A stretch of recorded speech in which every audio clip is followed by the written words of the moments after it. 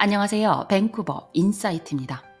2022년 8월 20일 웨스트 밴쿠버의 하우스에서 야외 결혼식 행사에 참석한 손님들은 칵테일을 즐기고 있었습니다.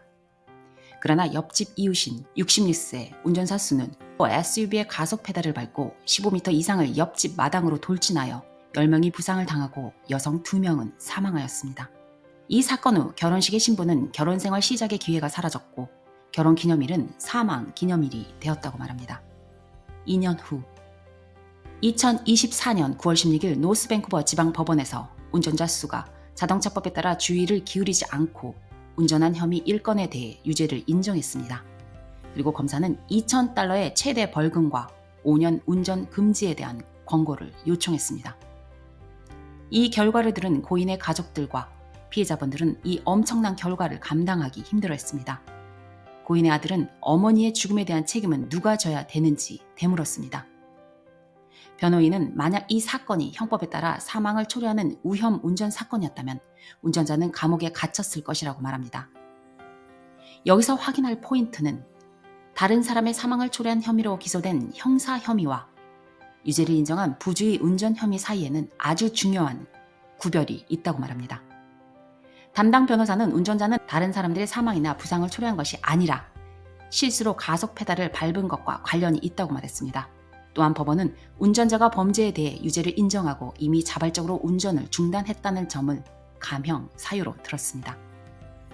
이와 같은 결과로 고인의 가족과 부상당한 다른 사람들은 ICBC의 무과실 보험제도 No Fault에 따라 범죄 운전자가 형사 범죄로 유죄 판결을 받지 않는 한 운전자를 상대로 손해배상 소송을 제기할 수 없다고 말했습니다. 고인 가족들은 고인의 유언장에 대한 검인을 위해 지불한 변호사 비용인 $55,000를 청구했지만 검사는 법원이 이를 허가하는 것이 합법적인지는 불분명하다고 밝혔습니다. 고인의 가족은 말합니다. 우리는 모든 사람에게 시스템이 우리를 얼마나 실망시켰는지 보여주고 싶습니다. 법률이 우리를 실망시켰습니다. 그리고 솔직히 말해서 이 시스템은 피해자와 그 가족보다 운전자와 그들의 차를 더 보호합니다. 이것이 2년 동안 우리 가족에게는 매우 힘들었습니다. 이 결과로 ICBC는 사망자 가족에게 소정의 사망보험금만 줄 것이고 부상당한 피해자들은 치료만 받을 수 있습니다. 이 교통사고로 인한 정신적 피해 보상금과 발생된 모든 비용 보상은 전혀 받지 못합니다. 이 사건을 접한 누군가는 이런 말을 했습니다. BC에는 타코 식당에서 미성년자에게 술을 제공한 혐의로 $7,000의 벌금을 부과받았다는 기사를 읽은 적이 있습니다. 이 교통사고 사건은 우리의 법률 시스템이 얼마나 엉망인지를 보여주는 사례 중 하나입니다. 차로 누군가를 죽이면 아무 문제 없습니다. 그러나 17세에게 맥주를 제공하면 회사는 더 많은 벌금이 부과됩니다. 이 사건에 대하여 딸과 의견을 나누었고 실제 대화하면서 이런 생각을 하게 되었습니다. 만약 어느 날 엄마와 딸이 심하게 다투다가 딸이 엄마를 죽이고 싶을 정도로 미워하게 되어 실수로 가속 페달을 밟아서 엄마에게 돌진했다면 이것 또한 감옥에 가지 않고 최대 벌금 $2,000만 내면 될까요? 주변에 정말로 죽이고 싶을 정도로 미운 사람이 있다면 ICBC의 No Fault 시스템 안에서 사고를 낸 운전자는 법안에서 보호받을 수도 있다는 것입니다. 이것이 현재 캐나다 BC주의 현실입니다.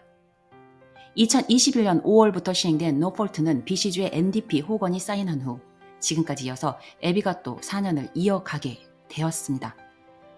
우린 앞으로 교통사고 피해자분과 피해자 가족분들은 몸의 상처의 고통과 정신적인 고통의 시간으로 4년의 시간을 또 보내야 할 것입니다.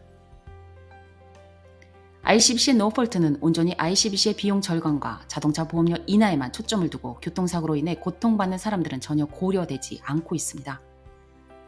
누군가에게는 남의 일이라서 관심이 없었을 것입니다. 하지만 적어도 저와 함께하는 분들에게는 정확한 정보로 도와드리겠습니다. 오늘도 함께해 주셔서 감사합니다.